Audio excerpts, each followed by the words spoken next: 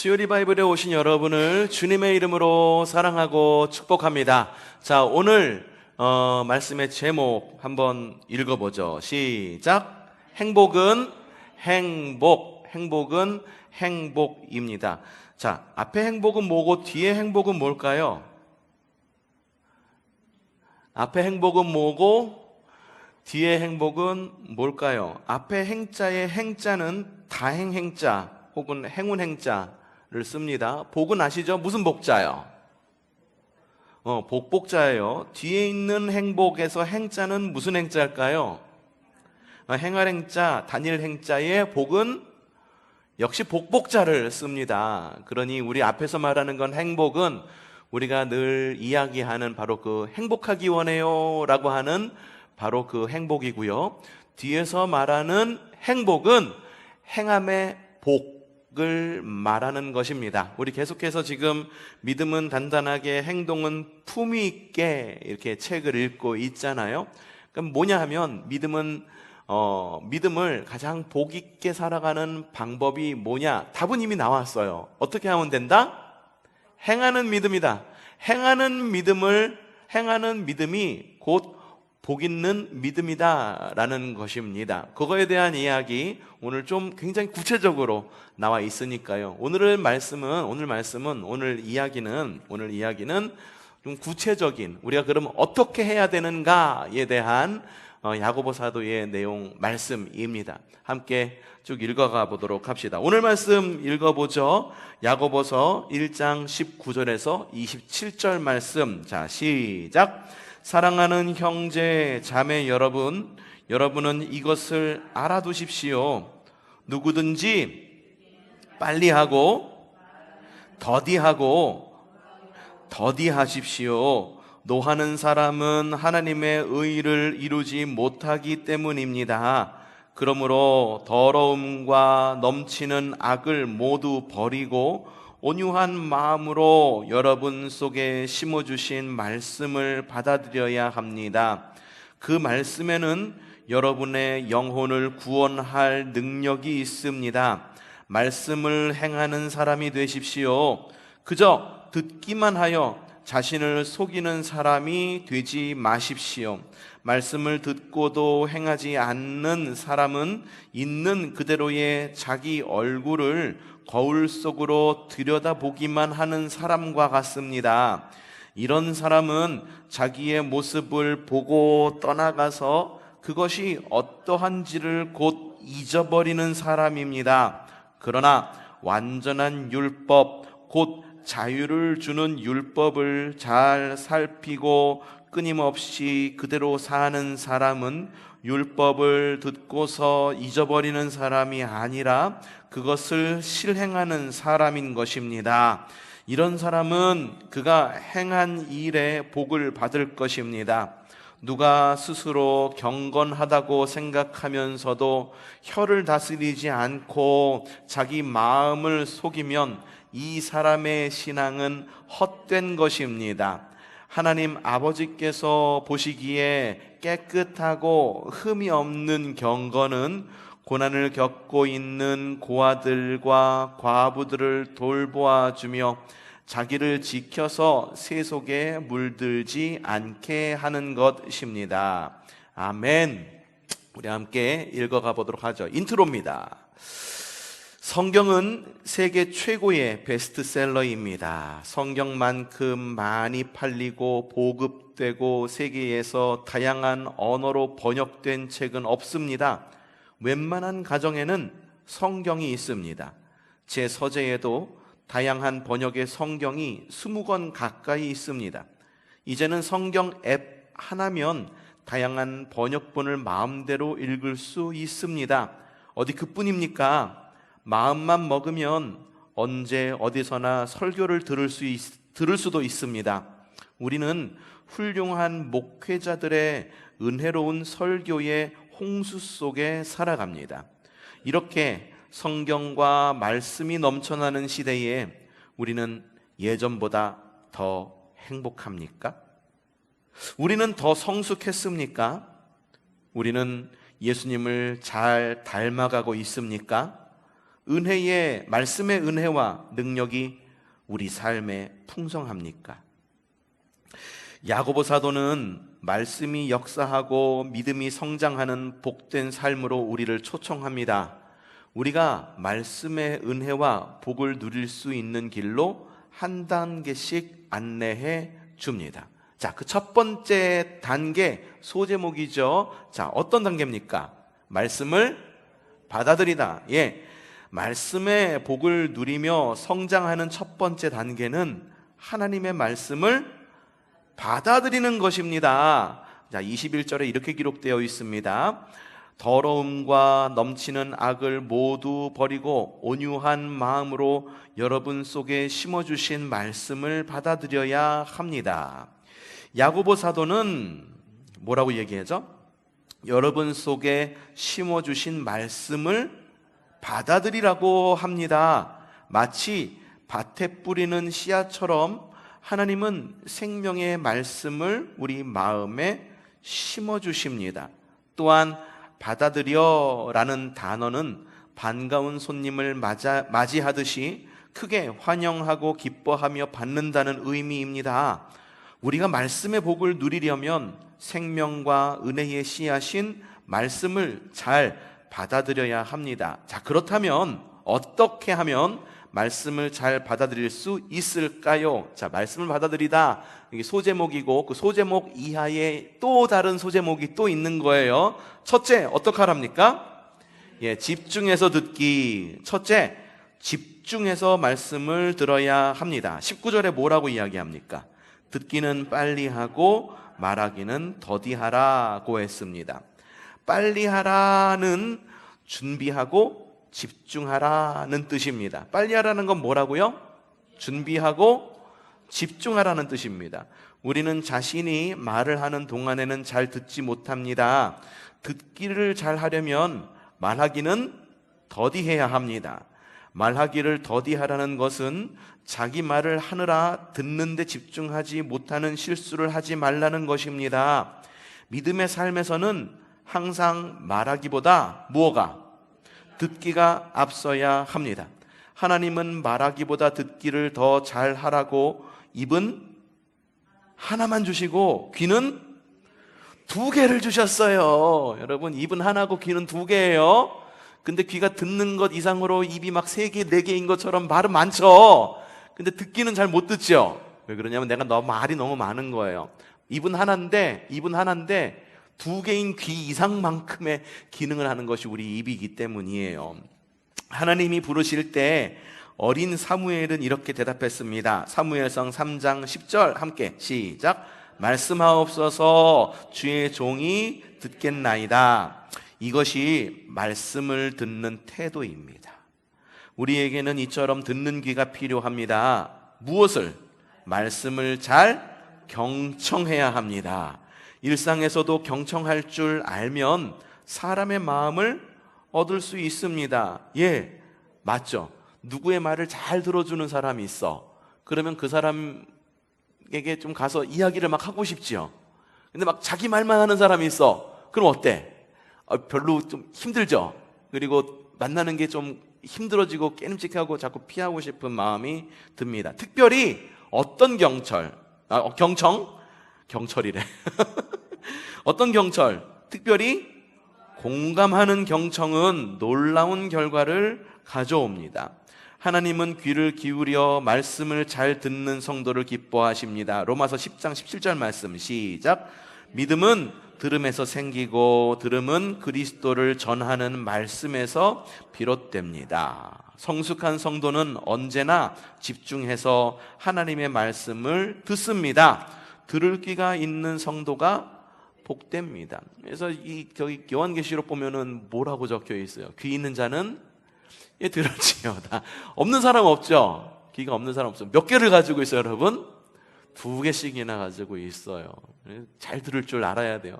2개가 들으니까 하나로 듣고 하나로 흘리지 말고 하나로 2개로 잘 담아들을 수 있는 여러분 되시기를 바랍니다. 자, 말씀을 받아들이기 위해 어떻게 해야 잘 받아들일 수 있을까? 첫 번째, 집중해서 듣고, 두 번째는 노하기를 더디하기. 둘째, 노하기를 더디하기입니다. 하나님의 말씀을 잘 듣고 받아들이려면 마음의 여유가 있어야 합니다. 예, 맞아요. 하나님 말씀 읽는데 야, 여기부터 여기까지 빨리 읽어야지, 빨리 해치워야지 라는 말씀으로, 생각으로 막 읽잖아요. 그 말씀이요, 내 마음을 움직이지 못해요. 노하기를 더디한다 라고 하는 것은 무슨 뜻일까? 자, 이렇게 뒤에 한번 읽어볼게요. 만약 우리의 마음이 온갖 감정과 문제로 복잡하면 말씀의 씨앗이 뿌려질 자리가 없게 됩니다. 그렇죠? 말씀은 씨앗이래요. 근데 씨앗을 밭에 심어야 되는데 이미 그 밭에 엉겅퀴가 막 나 있네. 그리고 잡초가 막 자라 있어. 그럼 씨앗을 뿌리려면 어떻게 해야 돼요? 뽑아내야지. 그리고 밭이 단단하면 어떻게 해야 돼요? 쟁기질 해야지. 그 작업이 필요하다라는 거예요. 주님 말씀이 내 안에 들어오려고 한다면 내 마음에 있는 엉겅퀴, 그리고 여러 가지 감정과 문제로 복잡한 것을 어떻게 해야 된다? 먼저 다스려야 된다 라고 하는 거죠. 말씀을 읽으면서 이러한 마음과 감정이 다스려지는 경우도 있습니다. 근데 그건 먼저 말씀에 집중할 때, 앞에 있는 게 전제가 될 때 그렇게 되는 겁니다. 세상 염려와 갈등과 분노로 가득한 마음으로는 말씀을 잘 받을 수 없습니다. 말씀을 잘 받기 위해 우리는 분주함과 분노와 온갖 감정으로 가득 차 있는 무엇을? 마음을 정리해야 합니다. 노하기를 더디해야 합니다. 지금 우리 사회는 분노 조절 장애로 혼란한 분노 사회입니다. 세상의 풍조에 휩쓸리지 마십시오. 이게 뭐냐면은 지금 우리 사회는 분노 조절 장애인들이 너무 많아요. 그렇죠? 분노 조절. 그래서 분노 조절을 하지 못하고, 그래서 이제 뭐 그냥 홧김에 전화 걸어가지고선 뭐 어느 역에서 뭐 누구를 어떻게 칼로 뭐 하겠다라는 장난 전화 거는 사람들, 그렇죠? 첫 번째 사건이 일어난 다음에 그런 전화가 걸려온 게 수백 건이래요. 수백 건이래요. 그러니까 이게 뭐가 진짜고 뭐가 가짜인지, 그냥 화가 나니까는 그냥 지르고 보는 거예요. 지르고 보는 거예요. 지금 사회가 분노에 가득해요. 남성과 여성이 서로 분노합니다. 그렇죠? 그리고 부자와 가난한 자가 분노합니다. 남과 북이 분노합니다. 러시아와 우크라이나가 분노합니다. 그리고 여러 가지 사상과 생각들이 서로가 서로를 분노합니다. 지금의 사회는 분노의 시대예요. 분노가 있기 때문에 혐오가 나타나는 거예요, 여러분. 혐오가 있기 때문에 분노가 있는 게 아니라 분노가 있기 때문에. 그러니까 사회적 모든 것을 사회적 구조의 문제로 돌리게 되면 어떤 문제가 생기냐면 이런 문제가 생겨요. 갈등이 일어납니다. 그러니까 사회 구조적인 문제만의 문제가 아니거든요. 내 안에 있는 문제일 수도 있는 거고, 관계의 문제일 수도 있는 거고, 그런 것들이 있는데 사람들이 내 안을 들여다보지를 못해. 그러니까는 그것이 분노로 나오고, 특별히 사회에 대한 분노, 이성에 대한 분노, 혹은 다른 사람에 대한 분노로 표출이 되어서 장난 전화 걸고, 장난 전화도 아니야. 그때는 화가 나가지고서 전화 걸어갖고 떼떼떼 하겠지. 여러분, 앞으로 법이 세져가지고 굉장히 강력하게 처벌됩니다. 처벌돼요. 그러니까는 여러분, 화가 나더라도 조금 릴렉스 하십시오. 지난번에도 얘기했어. 이게 그러더라고. 누가 어느 훌륭한 사람이 얘기했대요. 뭐냐면 내가 당장 화가 나더라도 10초만 참아라. 그러면 마음이 다스려진다. 그러니까 누가 거기다 댓글을 그렇게 달았어. 10초만 참으면 마음이 다스려지니까 화를 내려면 10초 안에 화를 내야 된다. 뭐 그런 이야기를 하는 사람들도 있기는 하더라고요. 근데 지금의 사회가 노가 이런 어떤 분노가 막 흐르는 시대, 그런 시대에서 그리스도인은 어떻게 살아야 될까? 세상 풍조에 휩쓸리지 마십시오 라고 이야기를 하고 있는 거예요. 야고보 사도는 노하는 사람은 20절에서 하나님의 의를 이루지 못합니다 라고 분명하게 말합니다. 노하는 마음으로 어떤 말씀도 열매 맺을 수 없습니다. 우리의 분노는 흔히 문자나 언어로 표현됩니다. 따라서 분노를 더디하는 것은 우리의 언어를 부드럽게 하는 것과 같습니다. 잠언 15장 1절 시작.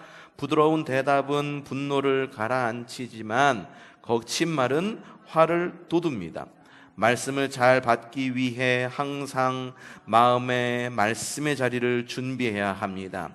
기도와 찬양으로 온갖 분노와 감정과 상념을 내려놓고 말씀이 들어와 자리 잡고 생명의 뿌리를 내릴 넉넉한 마음으로 준비되어야 합니다. 자, 그 다음에 말씀을 받아들이다. 어떻게 하면 말씀을 잘 받아들일 수 있을까? 첫 번째, 집중해서 듣고, 두 번째, 노하기를 더디하고, 세 번째는 말씀의 통로 청소하기, 셋째, 말씀의 통로를 깨끗하게 청소해야 합니다. 21절 시작. 더러움과 넘치는 악을 모두 버리고 라고 말했습니다.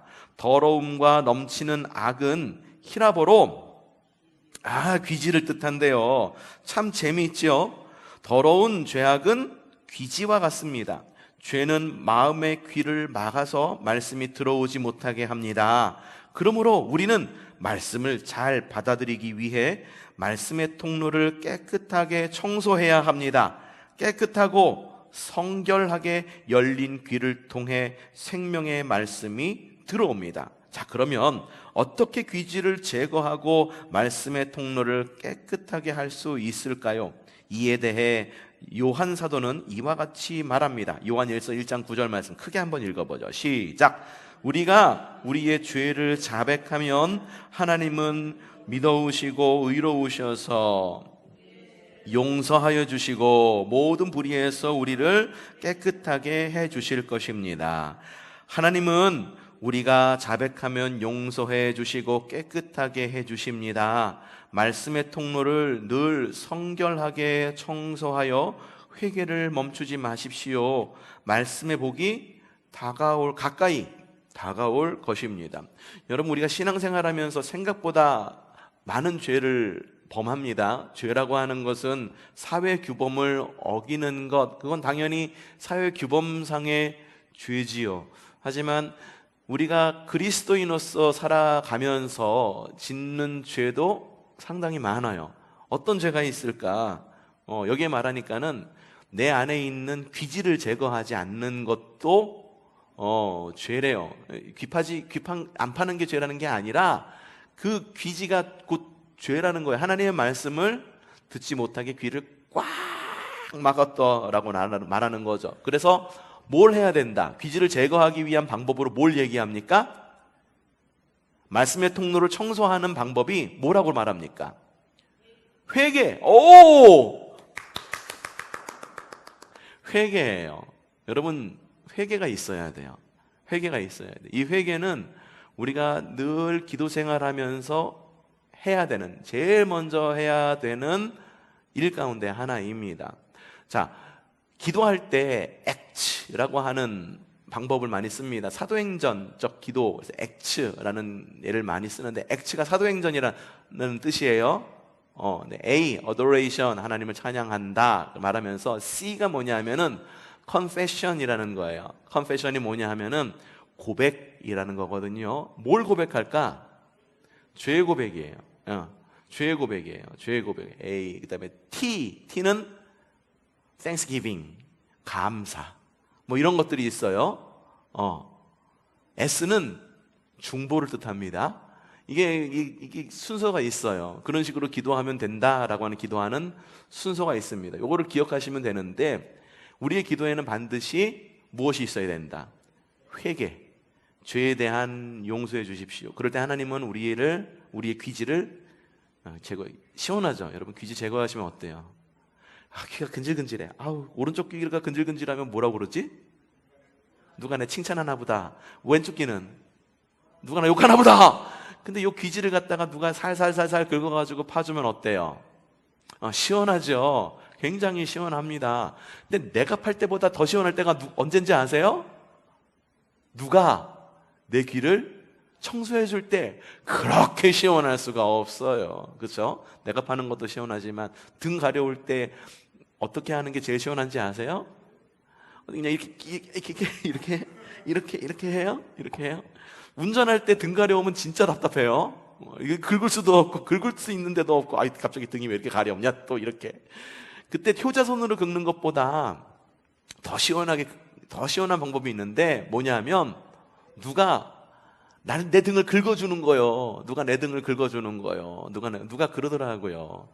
그 배우자가 세상을 먼저 떠나서 세상을 어떤 노인이 얘기를 한 거예요. 세상을 떠나서 가장 아쉬운 부분이 뭡니까? 라고 기자가 물어보니까는 그 노인이 뭐라고 얘기했냐면은 등 가려울 때 등 긁어줄 사람이 없어서 그게 가장 아쉽다라고 이야기를 하더라고요. 근데 그게 꼭 등이 가려워서 등을 긁는다라고 하는 그런 사실이기도 하지만 이게 마음이잖아요. 그래서 내가 가려운 부분, 아픈 부분 공감해주고 긁어주고 위로해줄 만한 배우자가 먼저 세상을 떠났다라고 하는 아픔이 나에겐 너무 크다라고 하는 그런 의미를, 그 노인의 지혜가 담겨 있는 말이 아닐까 싶어요.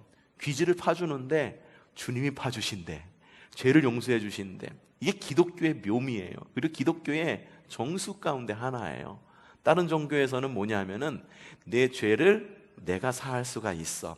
열심히 묵상하고 참선하고 그리고 열심히 공양하고 이런 것들을 하면은 죄가 사해져. 하지만 기독교에서는 어떻습니까? 내 죄를 사하려면 내가 스스로 내 죄를 사할 수 있나요? 없어요. 내 스스로가 죄인인데 죄인이 어떻게 죄인을 용서하고 사할 수가 있겠습니까? 사람이 사해주나? 그런가요? 사람이 사해주면 참 편할 것 같아. 그 천주교에 보면은 고해성사라고 하는 게 있잖아요. 참 편리해요. 내가 가가지고선 신부 앞에서 내 죄를 고백하면은 신부가 이렇게 선포를 해줍니다. 예수 그리스도의 이름으로 아무아무개 자매님, 아무아무개 형제님의 죄가 사함 받았습니다. 돌아가셔서 주기도문을 몇 번 외우시고 하시고 이러면서 숙제를 내줘요. 그러면서 숙제를 하고 그리고 죄 사함 받았다라는 것을 갖다가 이렇게 취득하게 되는 거예요. 그럼 얼마나 편리합니까? 그렇죠? 그런데 그게 아니야. 내 죄는 누가 사해준다? 남이 사해주는데 그 남이 누구야? 예수 그리스도의 십자가의 은혜래. 그 예수님이 내 귀를 살살살살 긁으면서 귀지를 파주신다는 거야. 얼마나 시원하겠어. 그러니 여러분 기도하실 때 회개기도, 우리를 시원하게 하시는 그 주님의 그 용서의 능력이 있는 회개기도를 잊지 마시기를 바랍니다. 자, 네 번째, 말씀을 받아들이기 위한 네 번째 어떻게 해야 됩니까? 마음밭 가꾸기. 넷째, 말씀이 뿌려질 마음밭을 옥토로 가꾸어야 합니다. 여유가 생긴 마음이 말씀을 잘 받도록 마음의 토양을 가꾸는 것입니다. 21절 시작. 온유한 마음으로 여러분 속에 심어주신 말씀을 받아들여야 합니다. 굳은 마음에서는 생명의 씨앗이 뿌리를 내리지 못하며 자라지 못하며 열매를 맺지 못합니다. 분노의 돌과 죄악의 귀지를 제거해서 우리는 마음을 온유하고 부드럽게 준비해야 합니다. 어떤 말씀이 주어지든 그 말씀에 순종하고 따를 겸손한 마음의 자세를 갖추어야 합니다. 자신에게 주시는 말씀 앞에 아멘, 아멘 하며 온유함으로 받아들일 때 말씀의 은혜와 복이 임합니다.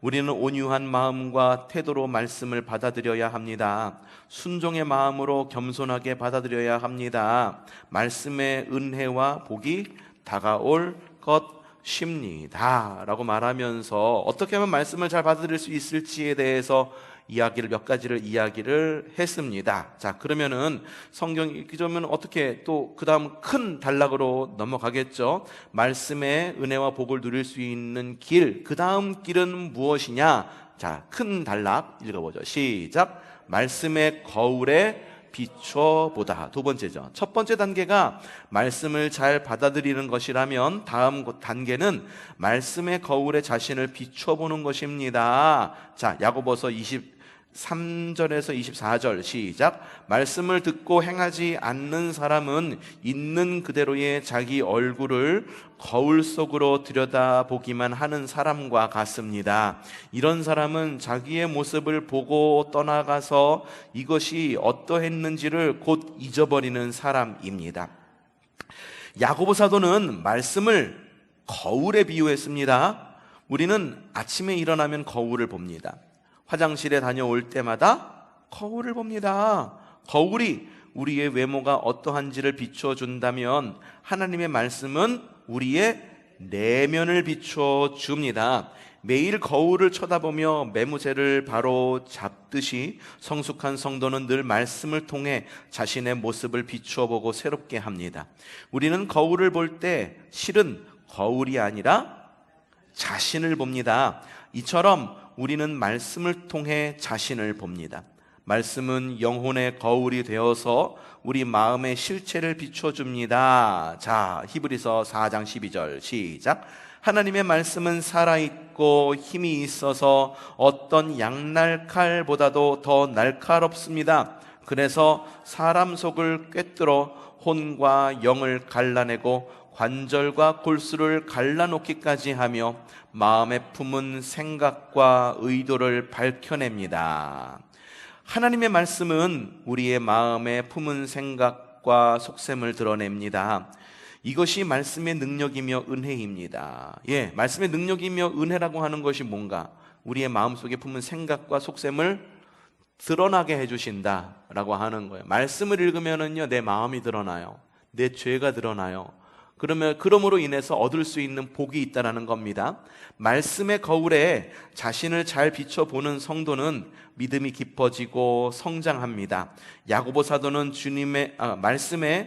말씀의 거울에 자신을 비춰보는 단계를 보여줍니다. 자, 말씀의 거울에 자신을 비춰보는 첫 번째 단계, 어떤 단계? 주의 깊게 읽고 관찰하기. 자, 야고보 사도는 25절에서 율법을 잘 살피고 라고 합니다.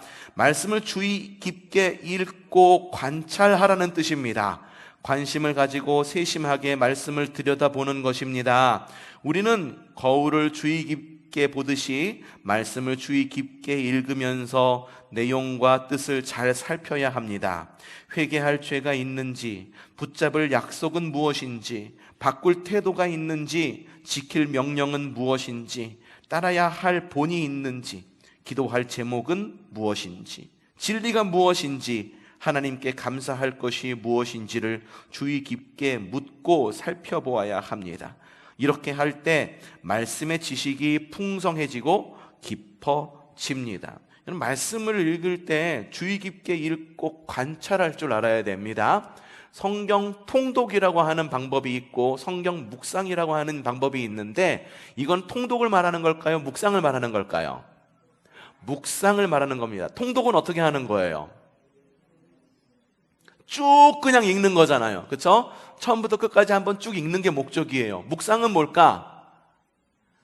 그냥 읽는 것이 목적이 아니라 거기서 나에게 주시는 은혜가 무엇인지를 발견하는 것, 그 목적을 갖고 있는 것이 묵상이에요. 그것을 뭐라고 이야기하냐? 주의 깊게 읽고 관찰한다라고 이야기하는데, 주의 깊게 읽고 관찰하는 것으로 끝나느냐? 그 다음 단계가 있습니다. 어떤 단계? 계속 되새김질하기. 여러분, 이게 큐티입니다. 되새김질하는 거, 이것이 바로 큐티입니다. 여러분, 성경에 보면은 우리가를 양이다라고 이야기를 하잖아요. 그렇죠? 양은 초식동물이잖아요. 여기서 주는 또 은혜도 있는 것 같아. 육식동물은 되새김질을 안 해요. 초식동물은 되새김질을 합니다. 초식동물이 되새김질을 하면서 여러 위를 거쳐요. 근데 여러분 봅시다. 누가 나보고 돼지 같대, 왜 뚱뚱하다고 돼지 같대 라고 말하면서, 그러면서 얘기하는 거야. 야, 너 돼지 같대 라고 하니까, 나는 고기 많이 안 먹는데 왜 이렇게 뚱뚱하다고만 얘기하지? 라고 말하니까는 그 사람이 그렇게 얘기하는 거야. 야, 소도 덩치는 커, 초식하지만 소도 덩치는 커 라고 이야기를 하는 사람이 있더긴 하더라고요. 되게 좀 재밌는 이야기인데 아무 반응이 없어서 제가 좀 뻘쭘합니다. 여러분, 소가 덩치가 큰 이유가 뭘까요? 채식만 하잖아요. 풀만 먹잖아요. 그런데 힘도 엄청 세요. 그렇죠? 그러면서 또 그 힘을 낼 수 있고 덩치도 엄청나게 큽니다. 그 이유가 뭔지 아세요? 그 이유가 되새김질을 하기 때문이에요. 첫 번째 위에 들어가서 나왔다가 되새김질하고 삼키면 두 번째 위, 세 번째 위, 네 번째 위, 이러면서 위를 갖다가 여러 가지 위를 거치게 돼요. 그러면서 그 풀의 영양소를 바꿉니다. 변화시켜요.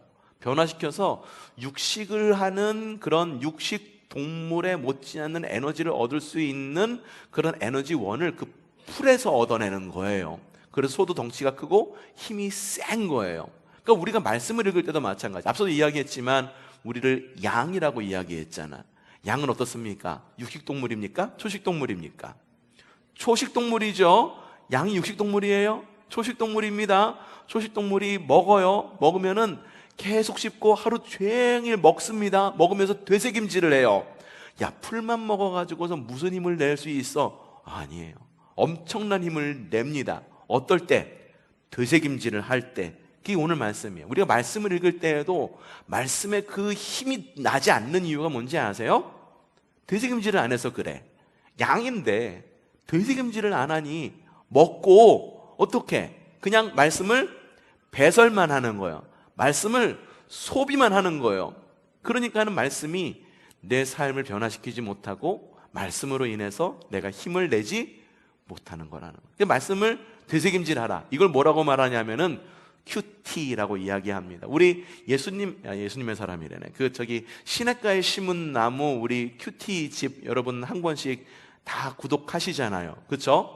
그게 큐티 집이에요. 말씀을 읽으면은 야, 이게 무슨 뜻인지 모르겠어. 그럼 그 뜻을 알고 느껴질 때까지 반복해서 읽으세요. 반복해서 읽으세요. 되새김질 하세요. 하루 종일 생각해 보세요. 그러면 저녁쯤 되면은 그런 생각이 떠오를 겁니다. 아, 이 말씀을 통해서 나에게 주시고자 하는 은혜가 무엇이구나. 우리가 가지고 있는 문제는 거기서 와. 우리는 양이고 초식동물이고 되새김질을 해야 되는데, 말씀을 되새김질을 해야 되는데 자꾸만 어떻게 하냐면은 자꾸만 누가 씹어서 나에게 먹여주기를 원해. 유동식. 그래가지고선 자꾸만 습식만 먹고 싶어 하는 거죠. 습식만 먹고 싶어 하는 거죠. 그래서 누군가가 씹어서 주지 않으면 이해할 능력을 잊어버린 성도가 그리스도인이 얼마나 많은지 몰라요. 말씀을 읽을 때 어떻게 해야 된다? 되새김질 해야 된다. 되새김질 하는데 그냥 몇 번 먹다가 아, 이게 무슨 맛이야? 맛도 모르겠네 하면서 그냥 뱉으라? 아니에요. 삼키세요. 삼키고 또 꺼내서 읽어보는 거예요. 또 씹어보는 거예요. 그러면 이전에 느끼지 못했던 단맛도 느껴지고 쓴맛도 느껴지고 신맛도 느껴지고. 되새김질 봅시다. 말씀을 주의 깊게 읽고 관찰한 후에는 되새김질 해야 합니다. 25절 잘 살피고 얘는 보고 또 본다라는 뜻도 있습니다. 옛날에 이런 드라마 있지 않았나? 보고 또 보고? 그 제목은 되게 잘 기억나죠? 지난주 우리 설교 제목이 뭐였죠? 그래, 보고 또 보고는 그래, 맞아. 막 100화에 가까운 1일 드라마였었으니까 기억을 하지. 그래, 기억 안 나는 것도 다행이야. 그래서 그러니까는 열심히 또 묵상하시고 그러시기 바랍니다. 이는 계속해서 말씀을 되새김질하라는 뜻입니다. 되새김질하는 것을 무엇이라고 한다고요? 묵상. 묵상은 몇 번 하고 끝나는 건가? 아니요. 계속 씹는 거야. 단맛이 나올 때까지 씹는 거야. 밥도 그냥 몇 번 씹고서 넘기면 그냥 밥맛밖에 없어. 근데 계속 씹으면 단맛이 느껴지고 고소한 맛이 느껴지고 소화도 잘 돼요. 잘 된다라고 하는 거죠. 묵상을 통해 말씀의 지식은 삶의 양식이 됩니다. 성도는 말씀을 되새김질할 때 말씀의 양분을 충분히 얻습니다. 성도는 말씀 묵상을 통해 자신의 모습과 내면을 잘 살필 수 있습니다. 말씀에게 묻고 들으며 말씀의 물음에 대답합니다. 말씀 앞에 자신을 드러내며 말씀이 자신을 읽도록 합니다. 우리가 말씀을 읽을 때 말씀은 나를 읽어요. 무슨 말씀인지 아시겠어요? 내가 말씀을 읽을 때 말씀은 나를 읽습니다. 무슨 이야기인지 이해가 안 되시면 이것도 한번 묵상해 보세요. 내가 말씀을 읽으면 말씀은 나를 읽는다. 시인은 고백합니다. 시편 119편 97절 말씀 시작. 내가 주의 법을 얼마나 사랑하는지 언제? 온종일 그것만을 깊이 생각합니다. 믿음이 성장하는 사람은 언제나 주님의 말씀을 생각하며 말씀이 마음에서 떠나지 않습니다. 계속 되새김질합니다. 예수님은 요한복음에서 너희가 나의 말에 머물러 있으면 너희는 참으로 나의 제자들이다 라고 말씀하셨습니다. 우리가 주님의 말씀 안에 머물며 잠길 때, 그리고 말씀의 거울에 끊임없이 자신을 비추어 볼 때 승리의 삶을 살 수 있습니다. 여호수아는 이스라엘의 새로운 지도자가 되었을 때 이런 말씀을 받았습니다. 여호수아 1장 8절 시작! 이 율법의 책의 말씀을 늘 읽고 밤낮으로 그것을 묵상하여 이 율법 책에 쓰인 대로 모든 것을 성실껏 실천하여라. 그리하면 네가 가는 길이 순조로울 것이며 네가 성공할 것이다. 성도의 성공은 말씀을 읽는 것에서 시작되어 말씀을 묵상함으로 성장하고 마침내 말씀을 행함으로 이루어집니다. 자, 봅시다. 성도의 성공은 말씀을 읽는 것에서 시작된다. 그리고 성장할 때 무엇으로 성장해? 묵상함으로 성장하고, 그리고 이루어지는데 어떻게 이루어져? 말씀을 행함으로. 성도의 건강은 말씀을 얼마나 잘 먹느냐에 달려 있습니다. 말씀을 잘 먹어야 돼요. 오죽했으면 태초에 하나님이 계셨다라고 하는 창세기의 말씀이 마태복음에 와서는 뭐라고 말씀하세요? 태초에 말씀이 계셨다라고 시작을 합니다. 하나님이 곧 말씀이다라고 이야기를 해요. 그리고 또 이 말씀을 먹으라라고 이야기하고, 주님은 유월절을 거치면서 주님께서 빵과 살을 떼시면서 이것을 먹으라라고 말합니다. 내 살을 먹고 내 피를 마셔라. 주님이 말씀이다라고 이야기하는 거죠. 먹음으로 인해서 우리는 무엇이 되느냐? 그 말씀이 나의 것이 되는 거예요. 내 피가 되고 내 뼈가 되고 내 살이 되고 머리카락이 되는 거예요. 머리카락이 되는 거예요. 요즘에 자꾸 머리카락이 얇아져가지고 말씀을 안 읽어서 머리카락이 얇아지나? 예, 그렇지. 머리카락이 잘 자라야 되는데, 예, 함께 잘 읽어야 됩니다. 자, 그 다음 단계, 말씀의 거울을 비춰보다라고 하는 것, 그 다음 단계는 무엇이냐? 말씀을 실천해야 돼요. 거울에 비춰본 다음에는 반드시 실천해야 합니다. 말씀을 받아 주의 깊게 읽고 말씀의 거울에 자신을 비춰 묵상하는 삶은 다음 단계를 통해 완성됩니다. 묵상의 삶은 완성 단계가 있다라는 거예요. 그 완성의 단계가 무엇이냐? 그것에 이르지 못하면 미완성이다라는 거예요. 반대로 이야기하면, 역설적으로 이야기하면, 말씀을 받은 목적, 묵상한 목적이 있습니다. 바로 말씀을 실천하는 것입니다. 말씀을 실천하십시오. 말씀을 실천하지 않으면 읽고 묵상한 모든 것이 의미 없는 일이 됩니다. 야고보 사도는 25절에서 뭐라고 말하느냐? 율법을 잘 살피고 끊임없이 그대로 사는 사람은 율법을 듣고서 잊어버리는 사람이 아니라 그것을 실행하는 사람이다 라고 했습니다. 말씀을 듣고 잊어버리는 것은 마치 거울을 보고 잊어버리는 것과 같습니다. 거울 왜 봐요? 거울 왜 봐? 화장이 어디 삐뚤어진 데는 없나? 이빨에 고춧가루는 안 꼈나? 혹은 마스카라가 번지지는 않았나? 이렇게 묻지는 않았나? 보는 거죠. 그렇죠? 근데 어떤 사람이 말씀을 보듯 거울을 보는 것처럼 말씀을 보는 거야. 말씀을 보듯이 거울을 보는 거야. 그런데 어떤 사람이 거울을 봤어. 이빨에 고춧가루가 꼈네. 고춧가루가 껴서 확인하고선 본 다음에 꼈구나. 이러고선 그냥 나와. 그러면 그 사람은 누구하고 얘기할 때 자꾸 상대방이 신경이 쓰여. 왜? 이에 낀 고춧가루 때문에 신경이 쓰이는 거죠. 나도 신경이 쓰이는 거죠. 이에 고춧가루를 빼러 분명히 들어갔는데, 그렇지. 마스카라를 칠했는데 마스카라가 이쪽이 넘어갔네? 넘어가갖고선 거울을 보고 고쳐야 돼. 근데 거울을 보고 확인만 하는 거야. 마스카라가 번졌는지 안 번졌는지만 확인만 하는 거야. 확인하고선 뭐라고 그래? 번졌구나. 이러고선 나오는 사람은 아무도 없습니다. 번진 걸 알면 어떡해? 이렇게 하고 지워가지고선 그 다음에 다시 칠하는 거죠. 재정비하는 거죠. 말씀을 듣고 행한다라고 하는 것은 바로 그런 거예요. 거울을 보듯이, 거울을 보는 목적이 있듯이 말씀을 보는 목적이 있다라고 하는 거죠. 어떤 이들은 설교를 들으면서 메모하고 기록합니다. 여러분, 설교 들으면서 메모하고 기록하는 것은 굉장히 좋은 습관입니다.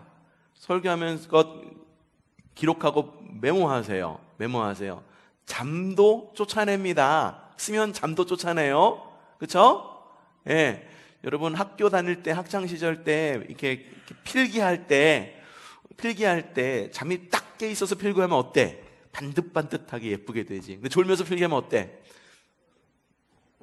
그냥 막 지렁이 기어가듯이 필기하죠. 그렇죠? 이게 우리의 그 말씀을 듣는 태도도 비슷한 것 같아요. 특별히 오늘 우리 주일 말씀 같은 경우에는 속회에서 다시 묵상하게 되어 있잖아. 그렇죠? 그러면서 들으면서 내가 떠오르는 생각들, 그 주님께서 주신 은혜를 옆에다가 간단하게 기록하는 거예요. 간단하게 기록해가지고 속회 들을 때에도 성도들과 나눌 때 그냥 읽는 것 그냥 고스란히 읽고 끝나는 것이 아니라, 내가 뭐 교황도 아니고 교황이 준 친서 이거 한마디도 틀리면 안 돼, 그대로 읽어야 돼, 그것도 아니잖아. 그냥 가이드잖아요. 그럼 내가 받은 은혜도 함께 나눌 줄도 알고, 메모한 것도 함께 이야기해보고, 나는 이런 메모를 했는데 너는 이런 메모를 했니? 서로가 확인하면서 서로 이야기를 해보도록 하고, 그게 속회예요. 그게 속회예요. 아셨죠? 메모하고 기록합니다. 기록은 말씀을 기억하는 좋은 습관입니다. 히브리서 2장 1절, 우리는 들은 바를 더욱 굳게 간직하여 잘못된 길로 빠져드는 일이 없어야 마땅하겠습니다. 들은 것을 굳게 간직하라를 영어 성경에서는 기록하라고 번역을 합니다. 기록하면 더 잘 기억할 수 있습니다. 여기서 야고보 사도는 말씀을 기억하는 것을 말씀의 실천과 같은 뜻으로 사용합니다. 말씀을 기억하라 라고 하는 것은 곧 뭐다? 말씀을 실천하라. 말씀을 실천하는 것은 몸으로 기억하는 것과 같습니다. 그렇죠? 몸으로 기억하는 거예요. 사랑은 연필로 쓰세요. 그렇죠? 사랑은 연필로 쓰는데, 사랑은 연필로만 쓰는 것이 아니라 우리의 관계를 통해서 써내려가는 거예요. 사랑을 연필로만 써. 그러면은 그 러브레터일 뿐이잖아. 하지만 그것이 관계 속에서 이루어지고, 삶을 통해서 꽃 피우고, 가정을 이루고, 자녀를 낳고, 그것이 남녀 간의 사랑인 거죠. 말씀을 실천하는 것은 몸으로 기억하는 것 같습니다. 참된 믿음의 사람은 말씀을 기억하고 실천하는 사람입니다. 우리는 말씀을 묵상하고 기억하고 실천할 때 성장합니다. 내가 왜 성장하지 않을까 고민하시는 분 계세요? 아니면 그런 고민조차도 없으세요? 고민하신다면 우리는 말씀을 묵상하고 기억하는 것이 빠지지 않았나, 실천하는 것이 빠지지 않았나 다시 점검해 보아야 됩니다. 그러므로 야고보 사도는 크게 외칩니다. 22절, 말씀을 행하는 사람이 되십시오. 그저 듣기만 하여 자신을 속이는 사람이 되지 마십시오. 듣기도 하며 생각하니 참 진리시로다. 그렇죠? 듣기도 하고 생각하니 참 진리시로다. 하나가 더 들어갔으면 얼마나 좋았을까. 듣기도 하고 생각하며 행함이 있도다. 이렇게 바꿨으면 얼마나 좋았을까. 성도들이 조금 더 행하는 믿음이 되지 않았을까. 그러므로 여기 있다. 말씀을 행하는 이가 참된 성도입니다. 말씀을 행하는 것이 진짜 믿음입니다. 야고보 사도는 심지어 이렇게 말합니다. 야고보서 4장 17절 시작. 사람이 해야 할 선한 일이 무엇인지 알면서도 하지 그에게 죄가 됩니다. 말씀을 통해 선하게 살아야 한다는 것을 알면서도 행하지 않는 것은 무엇이다? 죄라고 이야기합니다. 말씀을 살아나지 않는 건 뭐라고요? 죄. 말씀을 했는데 하지 않는 것 역시, 말씀을 했는데 그러니까 말씀 반대로 행하는 것, 그것도 죄다.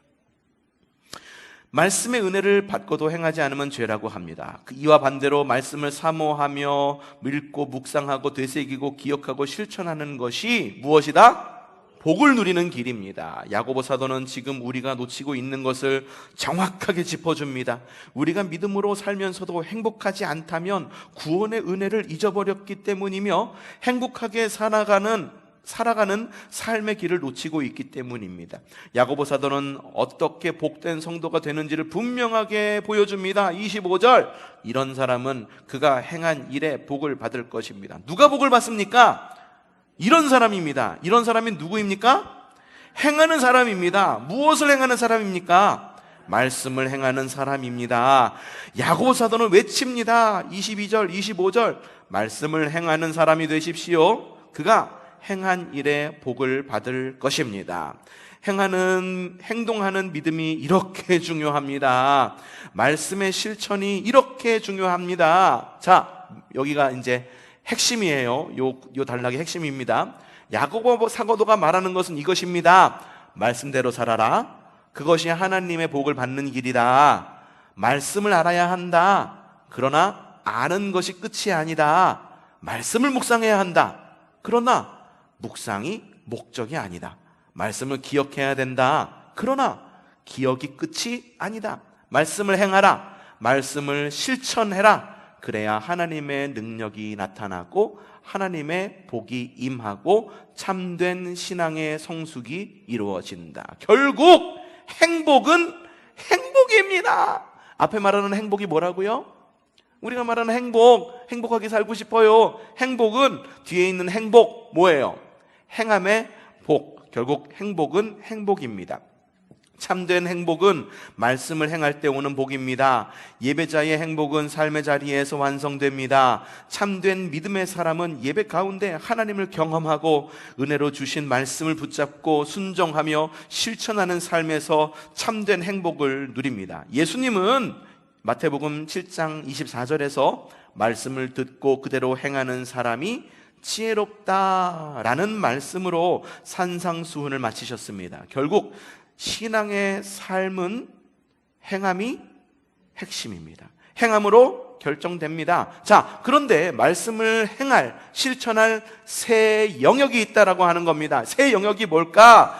이어서 야고보 사도는 말씀을 실천해야 할 새 영역을 말합니다. 이는 말씀을 행함으로 세워가는 경건한 삶의 모습입니다. 첫째, 어디에서 세워야 돼요? 말씀을 어디서 실천해야 돼요? 언어 생활입니다. 26절, 누가 스스로 경건하다고 생각하면서 혀를 다스리지 않고 자기 마음을 속이면 이 사람의 신앙은 헛된 것입니다. 자신이 말씀대로 잘 살고 있는지 살펴볼 때 먼저 자신의 언어를 살펴보아야 합니다. 말은 그 사람의 모든 것을 드러내는 척도입니다. 혀를 다스리지 않고서 결코 성숙한 신앙생활을 할 수 없습니다. 두 번째 영역, 둘째는 사랑의 삶입니다. 27절에 뭐라고 말합니까? 하나님 아버지께서 보시기에 깨끗하고 흠이 없는 경건은 고난을 겪고 있는 고아들과 과부들을 돌보아 주며. 영적인 삶, 경건의 삶은 추상적이지 않습니다. 여러분, 우리의 믿음이 너무 추상적이에요. 형이상학적이라고 이야기를 합니다. 형이상학, 여기에 있는 어떤 형태가 있는 것이 아니라 저기 멀리에 있는 그냥 그 무엇인가를 그냥 그것이 믿음이다라고 여겨지고 우리의 신앙이다라고 생각을 합니다. 그러다 보니까는 어떻게 되냐면은 믿음과 삶이 나뉘어요. 이분법적인 삶을 살아가게 됩니다. 두 세상을 다르게 살아가요. 교회 와서는 열심인 권사, 열심인 신앙인인데 집에 가면은 야, 이거 참 마음이 힘든 삶을 살아가는 경우가 있죠. 지난번에 이야기했지만 우리나라에서 만드는 드라마에 나오는 그리스도인 어떻게 비춰집니까? 되게 또 얄밉죠. 그리스도인 하면 얄밉고 뭔가 그러면 안 될 것 같은 행동을 하는 사람이 그리스도인으로 그려지죠. 그거는 이유는 딱 하나예요.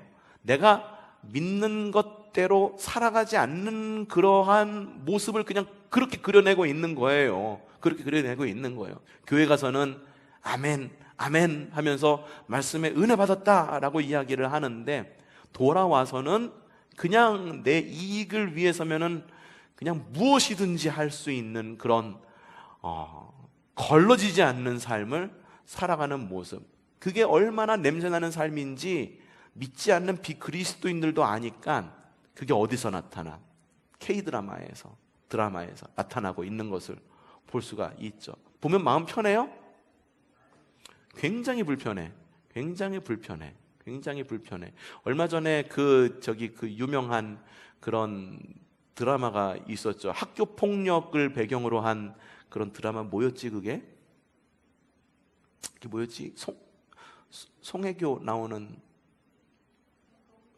더 글로리, 맞아. 더 글로리라고 하는 그 드라마가 있었었는데, 거기서 나오는 그 그러니까는 이 송혜교가 학폭 피해자거든요. 학폭을 갖다가 저지른 같은 동창 가운데의 한 명의 아버지가 목사요, 목사. 근데 목사의 딸이 이 송혜교를 괴롭히는 그런 무리들 가운데 한 명이었는데, 얘가 커가지고 예술가가 돼가지고선 늘 그 마약에 쪄들어서 이렇게 살아갑니다. 마약에 쪄들고, 그리고 문란한 사생활, 이걸로 아는 사람은 다 아는 거야. 이중적인 삶을 살아가는 거죠. 결국은 거기서 그 이중적인 삶 때문에 주인공한테 발목을 확 붙잡히게 돼요. 그래가지고 심판을 받게 되죠. 그래서 이게 무슨 창피입니까? 아버지가 목사고 꽤 큰 교회더라고요. 주일엔 가선 그 사람도 성가대해요. 주중에는 늘 그냥 마약하고 문란한 생활하다가 주일엔 성가대 서요. 그래갖고선 성가대 연습도 잘 해요. 그러다가 나가면은 다른 삶을 살아가는 거죠. 아유, 참 어려워요. 그런 것들 보면은. 하지만 우리가 그리스도인이 얼마나 이중적인 삶을 살아가는지, 형이상학적인 그런 믿음을 갖고 살아가는 죠. 근데 어디까지 읽었죠, 우리가? 예, 둘째는 사랑의 삶입니다. 여기 읽을 차례인가? 예, 둘째는 사랑의 삶입니다. 말씀을 실천해야 될 세 영역 가운데의 두 번째, 하나님 아버지께서 보시기에 깨끗하고 흠없는 경건은 고난을 겪고 있는 고달가는. 예, 영적인 삶, 경건의 삶은 추상적이지 않습니다. 여기 읽었구나. 성도의 경건은 아주 실제적이며 구체적입니다. 이것은 그리스도의 사랑을 구체적으로 드러내고 실천하는 삶입니다. 어려움을 겪는 사람, 도움이 필요한 사람, 버림받고 소외당한 사람, 경제적 고통을 당하는 사람, 누구든지 주님의 사랑으로 돌보고 보살피며 사랑의 삶을 사는 것이 실천하는 삶의 열매입니다. 자, 세 번째 영역 어딘가요? 세 번째는 정결함입니다. 27절, 자기를 지켜서 세속에 물들지 않게 하는 것입니다. 이것이 참된 경건입니다. 우리가 세속으로부터 우리를 지키고 신앙적으로 순결함을 지키는 것은 매우 중요합니다. 성도는 세상에 뿌려진 생명의 씨앗입니다. 옛날에 이런 노래 있었는데, 세상에 뿌려진, 뭐였지? 노래 있었잖아, 가요. 맞다. 있었어, 그런 노래. 세상에 뿌려진, 뭐 그런 노래가 있었어요. 근데 성도는 뭐래요? 세상에 뿌려진 생명의 씨앗이네요. 이거 알고 그렇게 쓴 걸까? 그래서 모르겠네. 노래가 원래 그런 노래였나? 주님은 우리가 세상의 빛이요 소금이라고 말씀하셨습니다. 우리는 로마서 12장 2절에 뭐라고 말씀하고 있느냐? 이 시대의 풍조를 본받지 말고 마음을 새롭게 함으로 변화를 받아서 하나님의 선하시고 기뻐하시고 온전한 뜻이 무엇인지를 분별해야 합니다. 이 세대의 풍조를 따르지 않고 자신의 신앙의 정결함을 지키는 것은 우리 모두의 무엇이래요? 사명이래요. 선택이랍니까? 아니면 기호랍니까? 아니면 뭐 권고랍니까? 뭐래요? 사명이래요. 이것이 성도의 삶입니다. 세상의 가르침과 하나님 말씀 사이에서 우리는 말씀을 실천하며 말씀으로 세상을 이겨야 합니다. 말씀을 행함이 성도의 능력입니다. 말씀을 실천함이 성도의 경건입니다. 우리는 말씀을 행하는 행복한 성도입니까? 우리 교회는 말씀을 행하는 행복한 교회입니까? 말씀을 잘 먹고 실천하는 성숙한 성도가 됩시다. 성도의 행복은 행복입니다. 오늘은 여기까지 하도록 하겠습니다. 내가 주의